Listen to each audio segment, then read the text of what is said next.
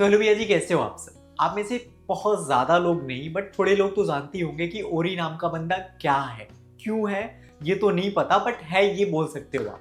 But हम इसके बारे में क्यों बात करने वाले हैं, जो सबसे बड़ा टॉपिक है वो है हमारा हेयर ट्रांसप्लांट। और जहाँ भी इस चीज़ की बात आती है और जिस चीज़ से पॉजिटिविटी हम आपको दे सकते हैं वो मैं दिखाने की कोशिश ज़रूर करता हूँ। ओरी नाम के इस बंदे का हेयर ट्रांसप्लांट हुआ है। आप में से ज़्यादातर शायद लोग को नहीं पता होगा कि भाई इसका कभी ट्रांसप्लांट हुआ होगा, क्योंकि आप परफेक्टफुली अगर इसकी हेयर लाइन या फिर इसके हेयर को देखते हो ना, तो यू थिंक भाई कि ये नेचुरली है, जो ये बालों के साथ करता रहता है भाई। हर कलर, हर तरीके से टॉर्चर करना, बहुत कुछ करता है ये बंदा अपने बालों के साथ में। लेकिन जब आपको ये पता चलेगा कि भाई ये जिन बालों के साथ कर रहा है ये इसके हेयर ट्रांसप्लांटेड हेयर हैं, तो शायद आप जरूर ये सोचने पे मजबूर हो जाओगे कि भाई क्या सच में ट्रांसप्लांटेड बालों के साथ भी आप ऐसी दरिंदगी कर सकते हो।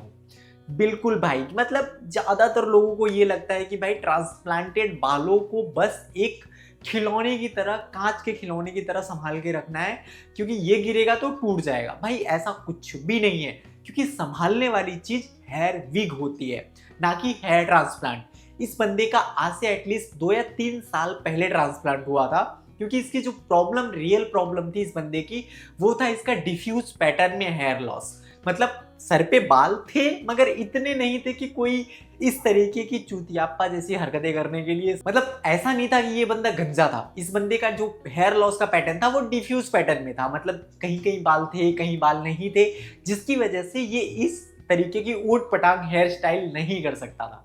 उसके लिए इस बंदे ने हेयर ट्रांसप्लांट को चूज किया। मतलब आप सोचो कि भाई अगर आप ट्रांसप्लांट करवाने जा रहे हो या फिर सोच भी रहे हो, तो आपको लगता है कि भाई ये बाल कैसे होंगे, कितने दिन चलेंगे, क्या करूंगा, झड़ जाएंगे, ये वो।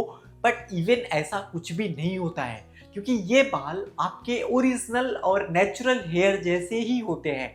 इस बंदे ने जब आज से 2-3 साल पहले ट्रांसप्लांट करवाया था, और जब मुझे पता चला, आज से मुझे आई थिंक 5 या 6 महीने पहले पता चला होगा कि भाई इसके बाल ट्रांसप्लांटेड बाल हैं और ये इन बालों के साथ ये सब कर रहा है।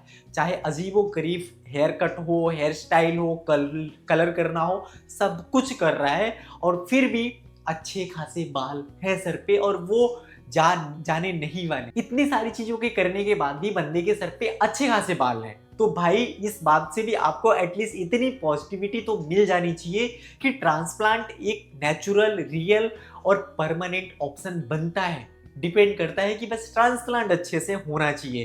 क्योंकि आप में से बहुत सारे लोग सोचते हो कि भाई इसको एकदम संभाल के रखना होगा वरना ये जले जाएंगे।